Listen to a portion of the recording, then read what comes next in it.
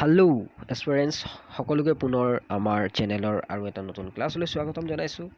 যিহেতুকে আজিৰ পৰা যদি আমি কাউণ্ট কৰোঁ তেনেহ'লে আমাৰ হাতত কেৱল এমাহ সময় আছে আৰু এমাহৰ ভিতৰতে আমি আমাৰ এই বৃহৎ চিলেবাছক শেষ কৰিব লাগিব, লগতে ৰিভিজন কৰিব লাগিব। গতিকে সময় যথেষ্ট কম আৰু আপোনালোকৰ এই প্ৰচেষ্টাত বা আপোনালোকৰ এই প্ৰিপেৰেশ্যনত কিছু সহজ বা কিছু মোৰ নিজৰ অৱদান আগবঢ়োৱাৰ মানসেৰে যিহেতুকে মই টেট ছিৰিজ এটা চলাই আছোঁ আৰু এই টেট ছিৰিজৰ আজি যিখন SSTৰ চিলেবাছ হয় সেই চিলেবাছৰ আজি দ্বিতীয়টো ভিডিঅ' লৈ মই আপোনালোকৰ ওচৰত উপস্থিত হৈছোঁ।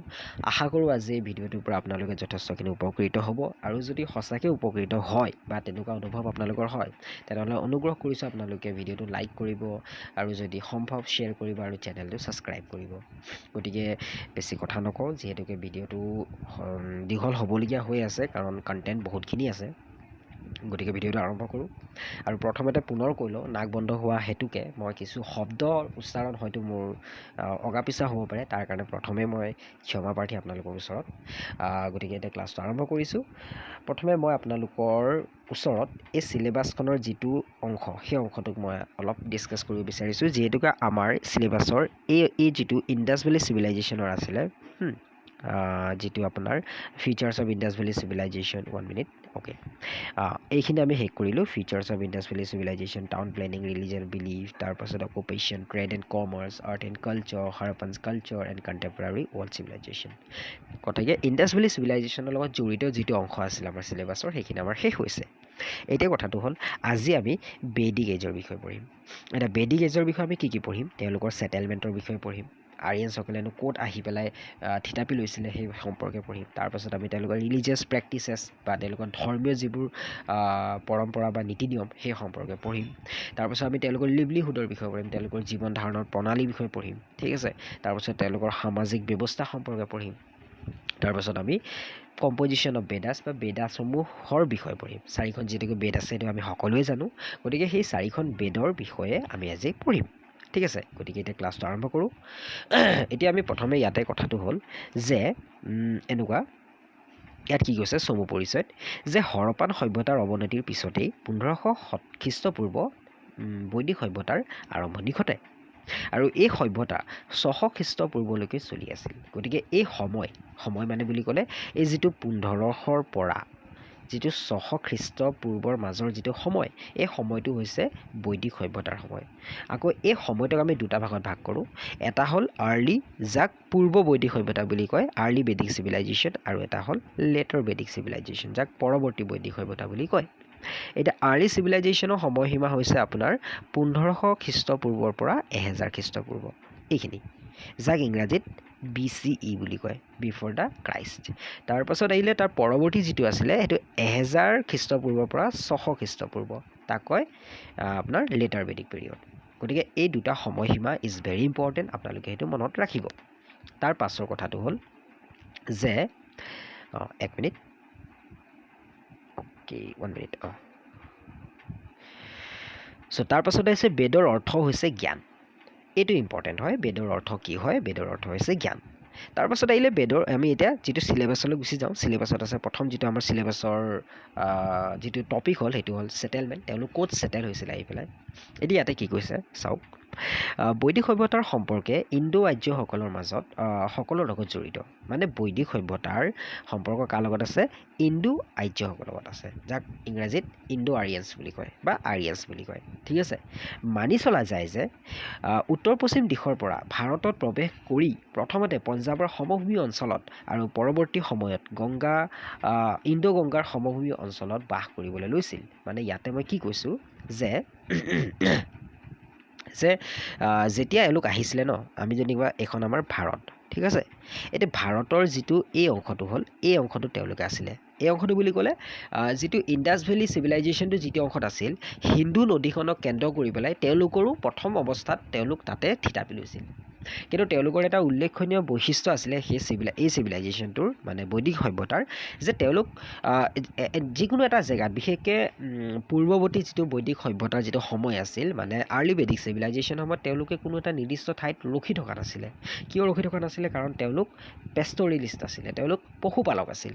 তেওঁলোকৰ পশুপালক হোৱা হেতুকে তেওঁলোকে কোনো এটা ঠাইত বহুত দিনলৈ তেওঁলোকে থাকিব নোৱাৰে, কাৰণ তাত পশুৱে খাবলগীয়া যিখিনি মানে খাদ্য হয় সেই খাদ্যৰ যেতিয়া অভাৱ হয় তেতিয়া তেওঁলোকে সেই জেগা পৰিত্যাগ কৰে, তাৰপিছত এটা বেলেগ জেগালৈ তেওঁলোকে যায়। এইদৰে তেওঁলোকে প্ৰথম অৱস্থাত তেওঁলোকে জীৱন চলাই নিছিল। কিন্তু তেওঁলোকৰ যিটো এৰিয়া অফ তেওঁলোকৰ ছেটেলমেণ্ট আছিলে ইনিচিয়েল ফেজত, সেইটো আছিলে ইণ্ডাছ ভেলী চিভিলাইজেশ্যনৰ থকা অঞ্চলটোত, বা আমি ক'ব পাৰোঁ সিন্ধু নদীখনৰ চাৰিওকাষে। ঠিক আছে, চাৰিওকাষে মানে সিন্ধু নদীখনৰ ওচৰা ওচৰি অঞ্চলত তেওঁলোক আছিলে। তাৰপাছত কি হ'ল, তেওঁলোকে ক্ৰমান্বয়ে অলপ এই ভিতৰলৈ সোমাই আহিলে। ভিতৰলৈ সোমাই আহি তেওঁলোকে যিটো ঠাইত আছিলে, মই এইখিনি আৰ্লি বেদিক পিৰিয়ডৰ সময়খিনিৰ কথাকে কৈ আছোঁ দেই, মানে যিটো পূৰ্বৱৰ্তী বৈদিক সভ্যতা। গতিকে সেই সময়ত তেওঁলোকে যেতিয়া সোমাই আহি পেলাই তেওঁলোকে এটা জেগা যিখন ঠাইত আছিলে সেই ঠাইখনক কি বুলি কোৱা হয়? সেই ঠাইখনক কোৱা হয় আপোনাৰ সপ্ত হিন্দু বুলি কোৱা হয়। এই শব্দটো দেখিছে চাগে, সপ্ত হিন্দু। এতিয়া ইয়াতে প্ৰশ্ন হ'ল যে সপ্ত হিন্দু বুলিনো কিয় ক'লে? সপ্ত হিন্দু বুলি কোৱাৰ অন্তৰালত এটা কাৰণ আছে। সেই কাৰণটো এনেকুৱা যে এই অঞ্চলটোত মানে 5খন নদী আছিলে। 5খন নদী ক্ৰমে কি আছিলে? ঝেলম বুলি এখন আছিলে, চেনাব আছিলে, ঠিক আছে, ৰবি বুলি নদী এখন আছিলে, ব্যাস বুলি আছিলে, সুতলেজ আছিলে, আৰু তাৰ লগতে সৰস্বতী আৰু সিন্ধু নদী। এই গোটেইকেইখনক লৈ পেলাই কি বুলি কোৱা হয়? সপ্ত হিন্দু বুলি কয় এই গোটেই অঞ্চলটোক। পঞ্জাৱত মানে এই অঞ্চলটো আছিলে, কাৰণ ইয়াত এতিয়া বহুত নদী নাই, যেনেকৈ সৰস্বতী নদীখন নাই, সেইখন শুকাই গৈছে। ঠিক আছে, তো তেনেকুৱা কথা। গতিকে ইয়াতে প্ৰশ্ন এনেকুৱা আহিব পাৰে যে সপ্ত হিন্দুৰ লগত জড়িত থকা তলৰ কোনখন নদীৰ সম্পৰ্ক সপ্ত হিন্দুৰ লগত নাই, বা তলৰ কোনখন নদীৰ সম্পৰ্ক সপ্ত হিন্দু শব্দটোৰ লগত আছে? এনেকুৱা ধৰণৰ প্ৰশ্ন কেতিয়াবা দিব পাৰে। গতিকে আপোনালোকে কিছু এই নদীকেইখনক মনত ৰাখিবলৈ চেষ্টা কৰিব। ঠিক আছে, তাৰ পৰৱৰ্তী সময়ত কি হ'ল যে 600 খ্ৰীষ্টপূৰ্বলৈকে এই আৰ্যসকলে ভাৰতৰ সম্পূৰ্ণ উত্তৰ দিশটোত বাস কৰিব ধৰে, আৰু এই অঞ্চলটোক আৰ্যভট্ট বুলি কোৱা হয়। ঠিক আছে, এতিয়া যেতিয়া পৰৱৰ্তী সময়ত কি হ'ল ন, তেওঁলোকে কি কৰিলে, এইখন যদি আমাৰ ভাৰত হয়, এই ভাৰতৰ এই গোটেই উত্তৰ অংশটো, মানে আমি এতিয়া যদি কওঁ তেনেহ'লে বিহাৰ ইউপিৰ যিটো অঞ্চল হৈ গ'ল, বা দিল্লীৰ কিছু অংশ, এইফালে আমি পাঞ্জাৱৰ কিছু অংশ, গতিকে এই গোটেই অঞ্চলটোত তেওঁলোকে বসবাস কৰিবলৈ ধৰিলে। আৰু এই গোটেই অঞ্চলটো, এই বৃহৎ অঞ্চলটোৰ নাম কি আছিলে? এই অঞ্চলটোৰ নাম আছিলে আৰ্যভট্ট বুলি কয়। ঠিক আছে, আৰ্যভট্ট বুলি ইংৰাজীত কয়। ঠিক আছে, তাৰপিছত কি কৈছে চাওক, এই আৰ্যসকলে ইণ্ডো ইউৰোপীয় ভাষা কৈছিলে। এতিয়া তেওঁলোকৰ ভাষাটো কি আছিলে এইটো জনাটো খুব জৰুৰী হয়, কাৰণ আৰ্যসকলে কোৱা ভাষাটো কি আছিল, কাৰণ এই ভাষাটোৰ পৰাই আমাৰ অসমীয়া ভাষাটো উদ্ভৱ হৈ আহিছে, সংস্কৃত ভাষাটো ওলাই আহিছে। ঠিক আছে, গতিকে এই ভাষাটো ইজ ভেৰি ইম্পৰ্টেণ্ট। ইণ্ডো ইউৰোপীয় ভাষা বা ইউৰোপীয়ান ভাষা বুলি কয়, ইণ্ডো ইউৰোপীয়ান লেংগুৱেজ বুলি কয়। ঠিক আছে, তেওঁলোকে যিটো ভাষাৰ ব্যৱহাৰ কৰিছিলে। ঠিক আছে, অ'কে, চ' তাৰ পাছত আমি যাওঁ। তাৰপাছত এতিয়া আহিলে যে ধৰ্মীয় বিশ্বাসৰ বিষয়ে আমি পঢ়িম, কাৰণ ধৰ্মীয় বিশ্বাস চিলেবাছৰ এটা অংশ হয়। এতিয়া ধৰ্মীয় বিশ্বাসক আমি দুটা ভাগত আলোচনা কৰিম। এটা হ'ল ঋগ বৈদিক, মানে যিটো আৰ্লি বেদিক পিৰিয়ড আছিলে সেই সময়ত ধৰ্মীয় বিশ্বাস কেনেকুৱা আছিল, আৰু লেটাৰ বেদিক পিৰিয়ডত ধৰ্মীয় বিশ্বাস কেনেকুৱা হ'ল। আমি তেনেকৈ এটা কম্পেৰেটিভ ষ্টাডি এটা আমি কৰিম। ঠিক আছে, এতিয়া ইয়াতে কি কৈছে চাওক, যে ঋগ বৈদিক সভ্যতাৰ সময়ত আমি বিভিন্ন প্ৰাকৃতিক শক্তি, যেনে পৃথিৱী হৈ গ'ল, জুই হৈ গ'ল, বতাহ হৈ গ'ল, বৰষুণ হৈ গ'ল, গাজনি হৈ গ'ল, আৰু এই প্ৰত্যেকৰে একোটা নাম আছিল। যেনেকৈ পৃথিৱী বুলিয়ে কৈছিলে, জুইক অগ্নি বুলি যেনেকৈ ক'ব, অগ্নি দেৱতা, তাৰপাছত বায়ুক বৰুণ বুলি ক'ব, এইটো একচুৱেলি বৰুণ হ'ব লাগিছিলে, বৰষুণত বৰুণ, বায়ু বুলিয়ে ক'ম, তাৰপিছত বৰষুণক বৰুণ বুলি কৈছিলে, আৰু ইন্দ্ৰক গাজনিৰ লগত তুলনা কৰা হৈছিলে। মানে তেওঁলোকে, আমি যদি এক কথাত কওঁ, তেওঁলোকে প্ৰাকৃতিক শক্তিসমূহ পূজা কৰিছিলে, আৰু প্ৰত্যেক শক্তিৰ লগত তেওঁলোকে একোজন দেৱতাৰ কি বুলি ক'ম, এটা পৰিচয়, দেৱতাক মানে তেওঁলোকে ৰিলেট কৰি লৈছিলে। গম পাইছে নাই? যেনেকৈ এতিয়া আমি জুইক পূজা কৰোঁ নাই আমি এতিয়া অসমীয়া মানুহসকলে কি কৰোঁ মাঘ বিহুত আমি জুইক বহুত মানে সন্মান কৰোঁ সেই সময়ত আমাক ঘৰত কি কৰিব দিয়া নহয় যে আমি সকলোৱে জানো এতিয়া আপোনালোকতো সৰু নহয় যে আমাক জুইত ভৰিটো দেখুৱাবলৈ নিদিয়ে সেই সময়ত ঠাণ্ডা দিন হ'লেও গতিকে তেনেকুৱা ধৰণৰ কিছুমান যি ধৰ্মীয় বিশ্বাস আজি হিন্দু সংস্কৃতিত আছে এই ধৰ্মীয় বিশ্বাসসমূহৰ ভিত্তি বা ধৰ্মীয় বিশ্বাসসমূহৰ যিটো গুটি সেই গুটিটো তেতিয়াই সিঁচৰিত হৈছিল সেই সময়ৰ পৰাই ধৰ্মীয় বিশ্বাসসমূহে ঠন ধৰি উঠিছিল আৰু সেই ধৰ্মীয় বিশ্বাসসমূহ আজিও বিশেষকৈ হিন্দু যিটো ধৰ্মৰ লোক বা হিন্দু ধৰ্মৰ লোকসকলে পালন কৰে ঠিক আছে অ'কে চ' ইয়াৰ ভিতৰতে আটাইতকৈ গুৰুত্বপূৰ্ণ যিজন ঈশ্বৰ আছিল তেওঁ আছিল ইন্দ্ৰ লগতে এইসকল লোকৰ মাজত দেৱী পূজন প্ৰচলন আছিল মানে তেওঁলোক কেৱল দেৱতাকে পূজা কৰা নাছিলে তেওঁলোকে দেৱীকো পূজা কৰিছিলে এতিয়া তেওঁলোকৰ পূজনীয় দেৱী কোন আছিল এই নামবোৰ খুব জৰুৰী কিন্তু দেই মনত ৰাখিব আদিতি হৈ গ'ল উষা হৈ গ'ল এই আদিতি আৰু উষা নামৰ দুগৰাকী দেৱীক তেওঁলোকে পূজা কৰিছিলে এই দেৱতাসকলৰ লগত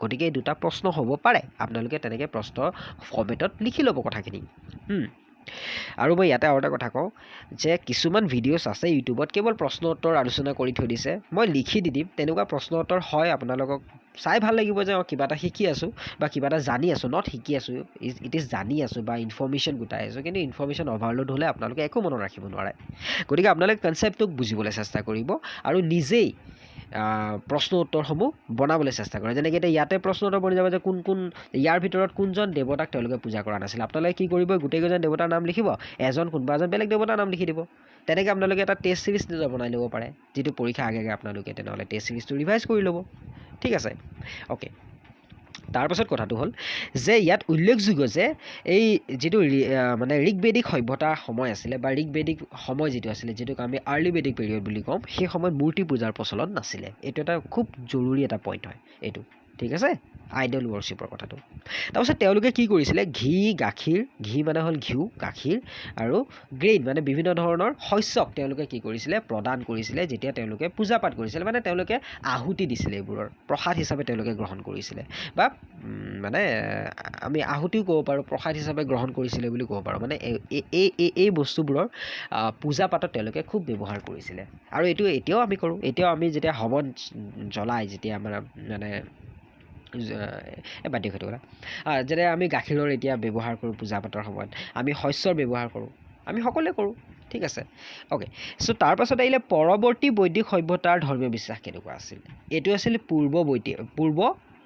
পূৰ্বৱৰ্তী বৈদিক সভ্যতা মানে ঋগবেদিক যিটো আৰ্লি বেদিক আৰু এইটো হ'ল লেটাৰ বেদিকত কেনেকুৱা ধৰণৰ পৰিৱৰ্তন আহিলে কাৰণ এই দুইটা সময়ৰ ধৰ্মীয় বিশ্বাসৰ মাজত যথেষ্ট পৰিৱৰ্তন আহিছিলে সেইটো এটা উল্লেখযোগ্য এটা কথা যিটো আমি মনত ৰাখিব লাগিব এতিয়া কি হ'ল চাওক যে পৰৱৰ্তী সময়ত প্ৰজাপতি বিষ্ণু ৰুদ্ৰ নামৰ ঈশ্বৰৰ গুৰুত্ব বাঢ়ি আহে মানে এইসকল আছিল যে পূৰ্বৱৰ্তী বৈদিক সভ্যতা মানে পৰৱৰ্তী নকওঁ মোৰ মুখত সঁচা ক'ব গ'লে নাকটো বন্ধ কাৰণে ফুটা নাই মই লেটাৰ আৰু আৰ্লি বুলিয়ে ক'ম আপোনালোকে মন দি শুনিব যে আৰ্লি বেদিক পিৰিয়ডৰ সময়ত কি হৈছিল যে এই পৃথিৱী হৈ গ'ল জুই হৈ গ'ল বতাহ হৈ গ'ল বৰষুণ হৈ গ'ল এওঁলোক কি আছিল দেৱতা আছিল এওঁলোকক উপাসনা কৰা হৈছিল কিন্তু লেটাৰ বেদিক পিৰিয়ডত তেওঁলোকে নিজৰ গুৰুত্ব এওঁলোকৰ নাইকিয়া হৈ যায় তেতিয়া এওঁলোকৰ মাজত নতুন কিছুমান দেৱতা আহি বা নতুন কিছুমান ঈশ্বৰে ঠাই লয় তাৰ ভিতৰত আছিলে প্ৰজাপতি বুলি আছিলে বিষ্ণু আছিলে ৰুদ্ৰ আছিলে ঠিক আছে এই ঈশ্বৰসমূহৰ ঠাই লৈ লয় ঠিক আছে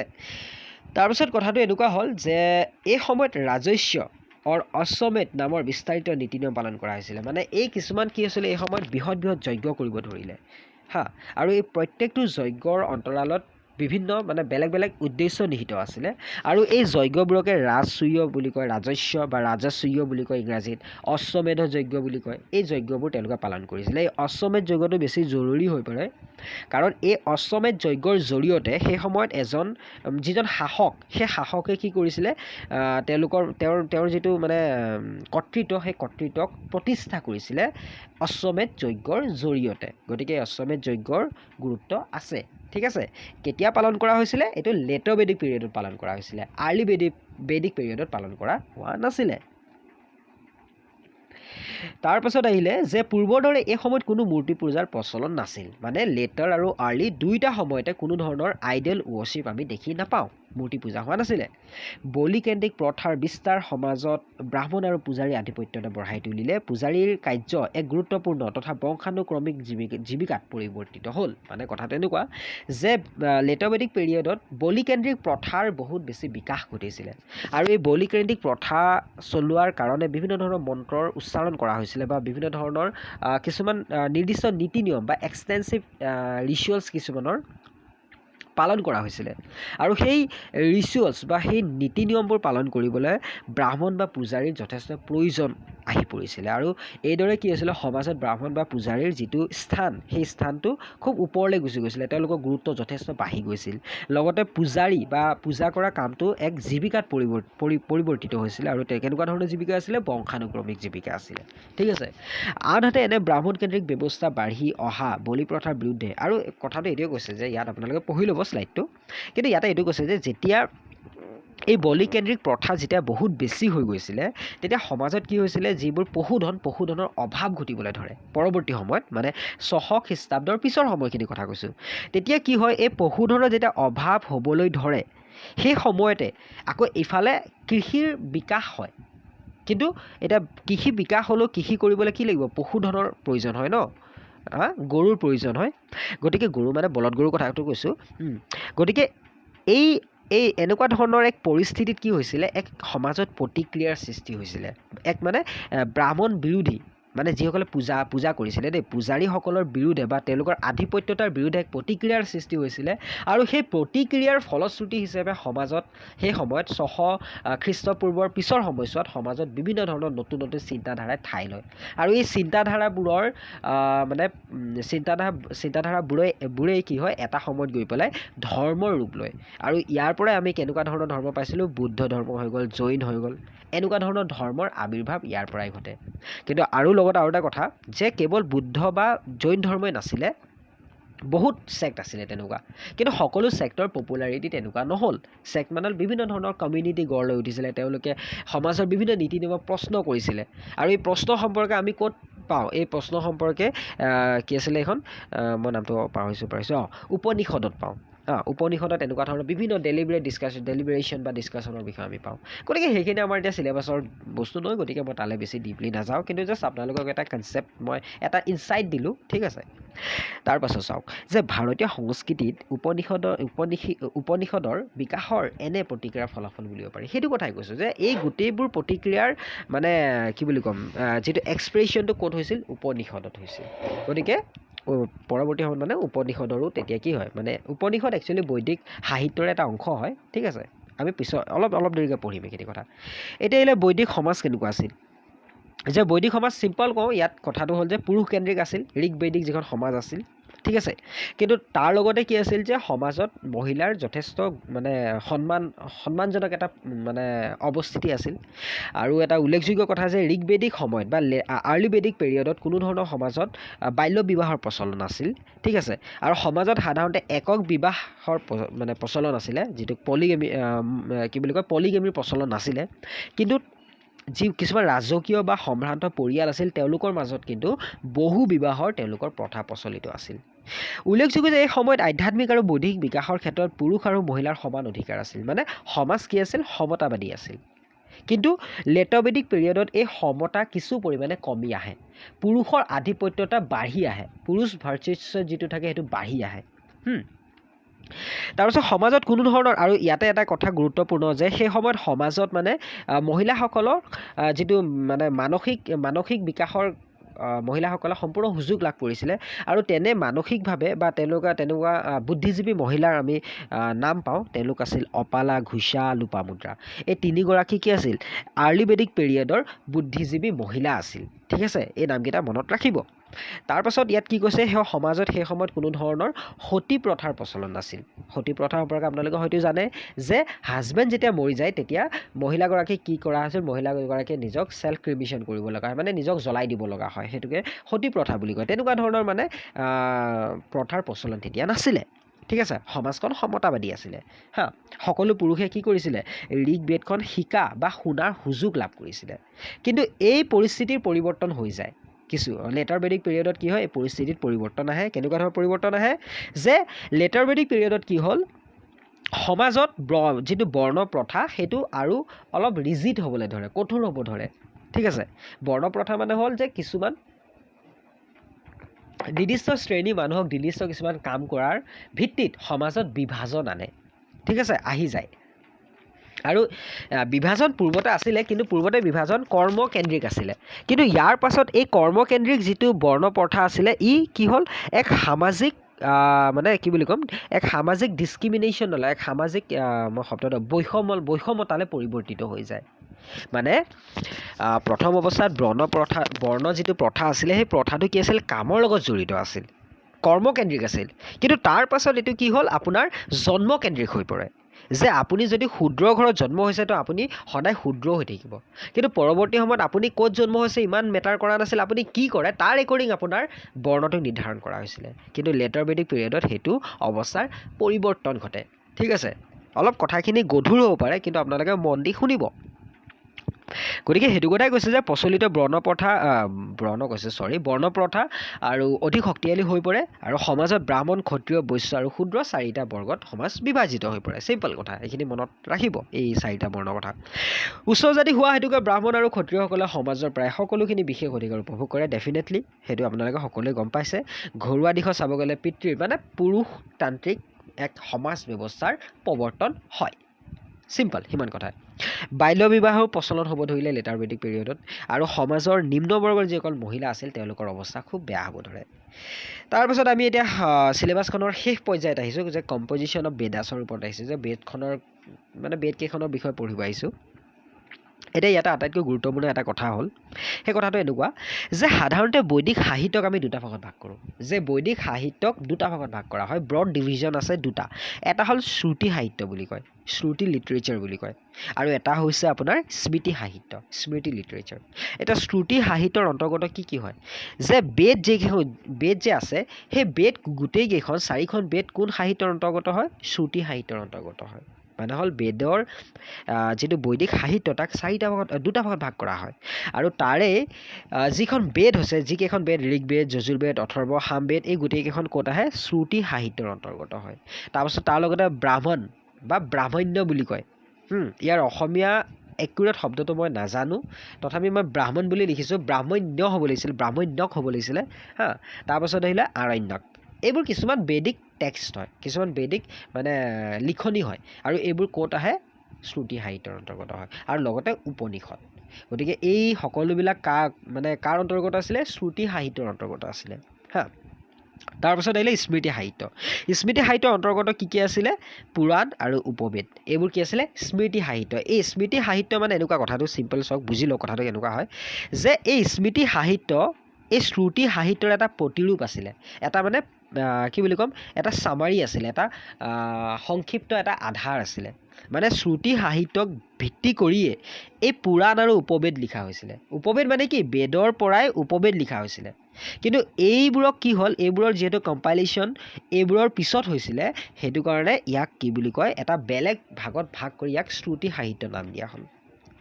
এতিয়া আমি বেদকেইখনৰ বিষয়ে পঢ়ি লওঁ, যে ঋগ্বেদ কি হৈছে, ই হৈছে আটাইতকৈ পুৰণি তথা দীঘল বেদ। ইয়াত এইটো ইম্পৰ্টেণ্ট হয়, 1028টা স্তুতি বা হিমেন্স আছে। ঠিক আছে, তাৰপাছত ইয়াক 10টা ভাগত ভাগ কৰা হয়। This is again very important, যাক মণ্ডল বুলি কয়। ঠিক আছে, 10 মণ্ডালাছ বুলি কয় ইংৰাজীত ক'ব গ'লে। ইয়াৰে 10 নম্বৰ মণ্ডলটোতে কি আছে, বৰ্ণ শব্দটো উল্লেখ আছে। এইটো এটা ভাল ইনফৰ্মেশ্যন হয়, যে কোনটো মণ্ডলত ঋগ্বেদৰ বা কোনখন বেদত বৰ্ণ শব্দটোৰ প্ৰথম ব্যৱহাৰ বা প্ৰকাশ পাইছিল। ঠিক আছে, বা ব্যৱহাৰ কৰা হৈছিল। বা কেতিয়াবা এনেকুৱা প্ৰশ্ন আহিব পাৰে যে ঋগ্বেদৰ কোনটো মণ্ডলত বৰ্ণ শব্দটোৰ উল্লেখ আছে, তেনেকুৱা। তাৰপাছত প্ৰচলিত গায়ত্ৰী মন্ত্ৰ, যিহেতুকে এতিয়া দুৰ্গা পূজাৰ সময় আহিছে, দুৰ্গা পূজাত আপোনালোকে দেখিবই চাগে গায়ত্ৰী মন্ত্ৰ, যিবোৰ পূজা ডাঙৰ ডাঙৰ মণ্ডপ থাকে, মণ্ডপবোৰত লগাই থৈ দিয়ে হা। গতিকে সেই গায়ত্ৰী মন্ত্ৰও ক'ৰ পৰা আহিছে, ঋগ্বেদৰ পৰা আহিছে। গতিকে আমাৰ হিন্দু ধৰ্মৰ বহু মানে ক'ব গ'লে গোটেইখিনি এলিমেণ্টছ কি হয়, এই মানে বৈদিক যিটো কালচাৰ, সেই কালচাৰৰ লগত ইয়াৰ কি আছে, ৰিলেশ্যন আছে। ঠিক আছে, ঋগ্বেদৰ অৰ্থ হৈছে জ্ঞানৰ প্ৰশংসা। এইটো ইম্পৰ্টেণ্ট। ঋগ্বেদৰ অৰ্থটো কি হয়, ঋগ্বেদৰ অৰ্থ হৈছে জ্ঞানৰ, প্ৰেইজ, নলেজ। ঠিক আছে, বা জ্ঞান আহৰণ বুলি ক'ব পাৰোঁ। অ'কে, চ' তাৰপাছত আহিলে য়েজুৰবেদ। য়েজুৰবেদত কি আছে? ইয়াত পূজা পাতৰ নীতি নিয়মৰ বিষয়ে আছে, বলি বিধানৰ সম্পৰ্ক মানে বলি বা পূজা পাতৰ সময়ত কেনেকুৱা ধৰণৰ নীতি নিয়ম পালন কৰিব সেই নীতি নিয়ম সম্পৰ্কে ইয়াত উল্লেখ আছে।